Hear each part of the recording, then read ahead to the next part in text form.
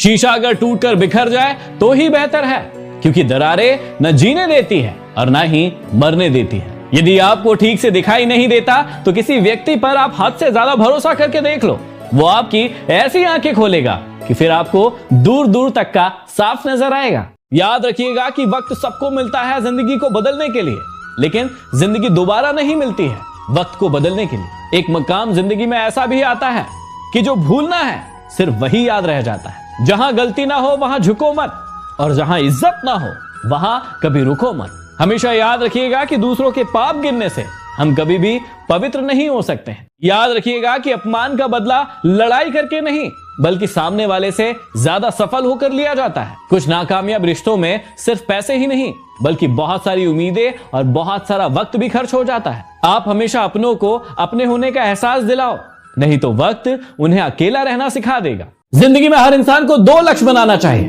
पहला, जो चाहते हैं उसे हासिल करें, और दूसरा, जो हासिल हो गया है उसका आनंद ले। हर इंसान अपने पहले लक्ष्य को तो पूरा कर लेता है, लेकिन जब बात आती है दूसरे लक्ष्य को पूरा करने की तो वो कभी भी उसे पूरा नहीं कर पाता है, क्योंकि हर बार इंसान अगली खोज में लग जाता है, अगले किसी नए लक्ष्य में लग जाता है, लेकिन जो भी कुछ उसने जीवन में पाया है उसका आनंद नहीं उठा पाता है। जीवन में सबसे सच्चा रिश्ता वही होता है जो आपके मुंह पर तो आपकी कितनी ही बुराइयां कर ले, कितनी ही गलतियां बता ले, लेकिन जब भी पीठ पीछे की बारी आए तो वो आपकी सारी अच्छाइयों को लोगों को बताए, आपकी सारी प्रशंसाओं को लोगों को करे। इस बात को आप भी हमेशा याद रखिएगा कि जब भी आप किसी व्यक्ति से मिलते हैं, बातें करते हैं, तो आपको हमेशा याद रखना चाहिए कि उस व्यक्ति की यदि आपको कोई बात गलत लगती है तो उसके मुंह पर आप कहिए कि ये आपकी बातें गलत है, लेकिन जब आप किसी और के सामने जाते हैं और उस व्यक्ति के बारे में कोई बातें करना है तो उसकी बुराइयां मत बताइए, उसके अंदर क्या क्या अच्छाइयां हैं, क्या क्या खूबियां हैं, वो उस व्यक्ति को बताइए। सभी दुख दूर होंगे तभी मन प्रसन्न होगा, ये सबसे बड़ा भ्रम है।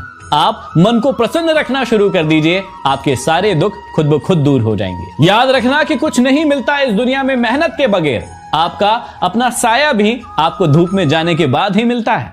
कभी कभी किसी चीज को पकड़े रखना आपके जीवन में बहुत ज्यादा दर्द पैदा कर देती है, और उसे छोड़ देने से आपके जीवन के सारे रास्ते, सारी तकलीफें बहुत ही आसान हो जाती है। लेकिन कई बार हम किसी भी चीज को पकड़ कर रखते हैं जो आपकी पीड़ा को, तकलीफ को और ज्यादा बढ़ाती है, और यदि आपके साथ भी अभी ऐसा ही हो रहा है जीवन में, तो उस चीज को छोड़ दीजिए, जाने दीजिए, ताकि आप अपनी लाइफ को बेहतर बना पाए। 10 पैसिव इनकम कमाने के तरीके बता रहा हूं, जल्दी से अपनी नोटबुक में लिख लीजिए और देखिए कितने को आप फॉलो कर सकते हैं। सबसे पहला, यदि आपके पास पैसे हैं तो प्रॉपर्टी बनाकर उसे रेंट पर दे सकते हैं। दूसरा, यदि आपकी सोशल मीडिया पर अच्छी पकड़ है तो आप एफिलिएट मार्केटिंग करके पैसे कमा सकते हैं। चौथे, आप ज्यादा से ज्यादा ऐसे स्टॉक खरीद सकते हैं जिसमें आपको ज्यादा से ज्यादा डिविडेंड मिलता हो। चौथा, यदि आपको लिखना पसंद हो तो आप किताबें लिख सकते हैं और उसे सेल कर सकते हैं, जिससे आपको रेगुलर इनकम आती रहेगी। तीसरे, आप ऐसे ज्यादा से ज्यादा स्टॉक खरीद सकते हैं जिसमें आपको ज्यादा से ज्यादा डिविडेंड मिलता हो और वो आपकी पैसिव इनकम बन जाएगा। पांचवा, आप ऐसी कार खरीद सकते हो जिसको आप रेंट पर दे सकते हो और उससे भी आप पैसिव इनकम कमा सकते हो। छठवें, यदि आपका घर रोड पर है और वहां पर थोड़ी सी जगह है तो वहां पर एटीएम मशीन इंस्टॉल करवा सकते हैं और उससे आपको पैसिव इनकम होगी। सातवें, यदि आपके घर के ऊपर जगह है तो उसे मोबाइल टावर वालों को रेंट पर दे सकते हैं। आठवां, यूट्यूब चैनल स्टार्ट कर सकते हैं और वहां पर वीडियोस डालकर पैसा कमा सकते हैं। नौवां, अमेजॉन और फ्लिपकार्ट पर आप प्रोडक्ट को सेल कर सकते हैं।